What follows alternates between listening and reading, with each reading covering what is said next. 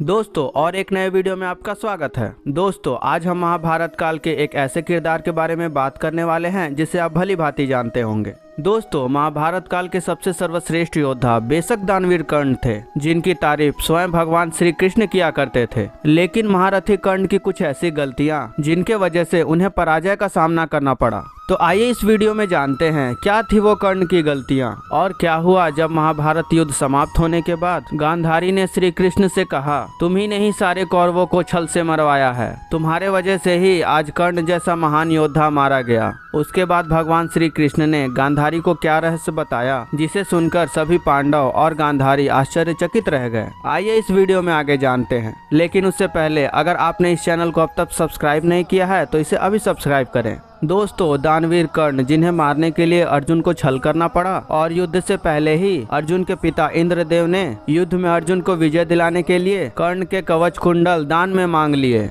यदि कर्ण अपने कवच कुंडल के साथ युद्ध में आते तो फिर पांडवों पक्ष के कोई भी योद्धा उन्हें परास्त नहीं कर पाते। इसके अलावा कर्ण ने माता कुंती को वचन दिया था कि अर्जुन को छोड़कर मैं आपके किसी भी पुत्र को नहीं मारूंगा, सिर्फ अर्जुन से ही युद्ध करूंगा। ये महारथी कर्ण की सबसे बड़ी गलती थी। इंद्रदेव ने कर्ण के कवच कुंडल को हासिल करने के बाद इंद्रदेव ने कर्ण को वरदान मांगने को कहा, तो कर्ण ने वरदान के रूप में इंद्र से अमोघ अस्त्र मांग लिया जिससे वो अर्जुन का वध कर सके।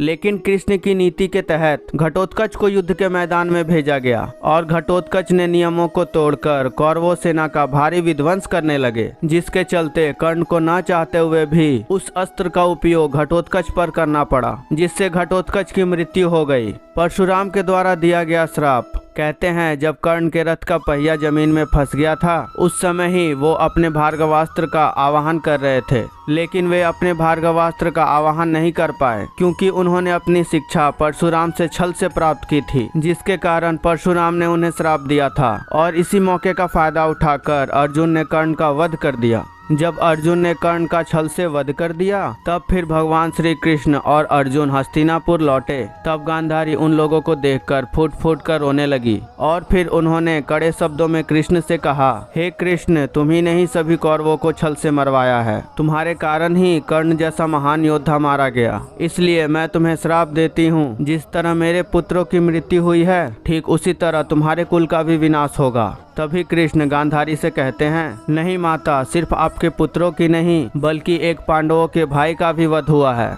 उसके बाद भगवान श्री कृष्ण गांधारी को बताते हैं कि कर्ण पांडवों के ज्येष्ठ भ्राता थे, जिसे सुनकर गांधारी हैरान हो जाती है और पांडव विलाप करने लगते हैं कि उन्होंने ही अपने ज्येष्ठ भ्राता का वध कर दिया।